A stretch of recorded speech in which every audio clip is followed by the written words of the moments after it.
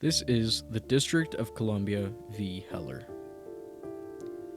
Facts about the case. The case arose when Dick Anthony Heller, a police officer, challenged the District of Columbia's handgun ban, which prohibited the restriction of handguns and requires all firearms in the home to be kept unloaded and disassembled or locked up. The district court dismissed the suit, but the United States Court of Appeals for the District of Columbia Circuit reversed, holding that the Second Amendment protects an individual's right to possess firearms with its ban on firearms, as well as the requirement that firearms at home be kept non-functional even when necessary for self-defense. This law was in violation of the Second Amendment. Lower court verdict.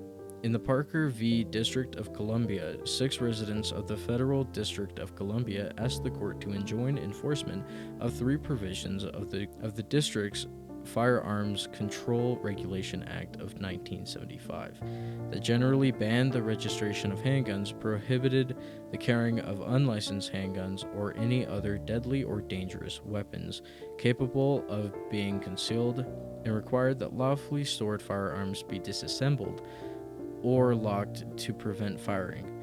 The district court granted the government's motion to dismiss. Arguments for the plaintiff.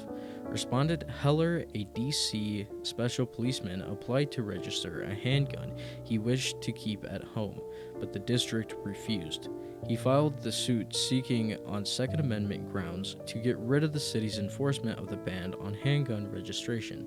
The licensing requirement prohibits carrying an unlicensed firearm in the home with the trigger lock requirement, as it prohibits the use of functional firearms in the home.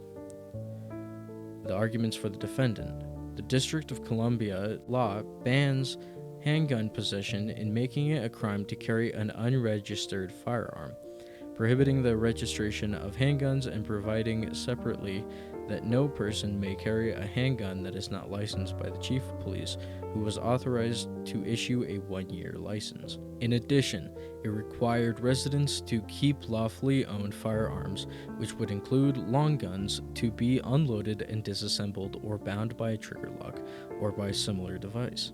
This case was the right of the Second Amendment and the ability of self-defense. The majority vote was a 5-4 decision.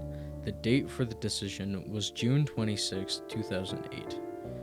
Justices Roberts, Scalia, Kennedy, Thomas, and Alito were the justices voting for the majority. Justices Stephen, Souter, Ginsburg, and Breyer were the justices voting in opposition to the majority.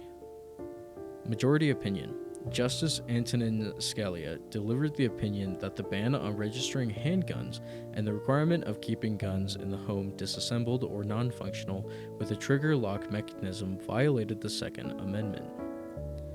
The dissenting opinion. Justice John Paul Stevens wrote that the Second Amendment does not create an unlimited right to possess firearms for self-defense purposes.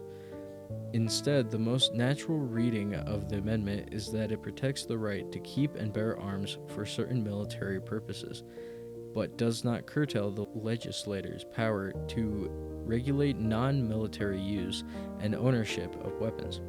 Justice Breyer also wrote a separate dissent in which he argued that the Second Amendment protects militia-related, not self-defense-related interests, and it does not provide absolute protection from government intervention in these interests. The significance of this court case was for the Second Amendment with the need to address self-defense, while the Supreme Court in D.C. v. Heller held that the Second Amendment protects an individual's right to possess firearms for self-defense in the home. The court also noted that this right, like other constitutional rights, is not a privilege.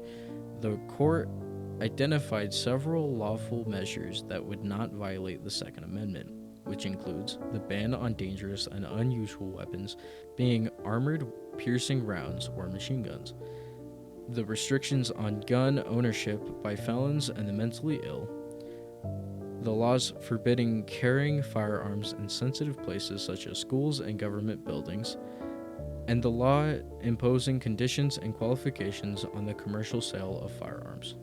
And these are my sites used.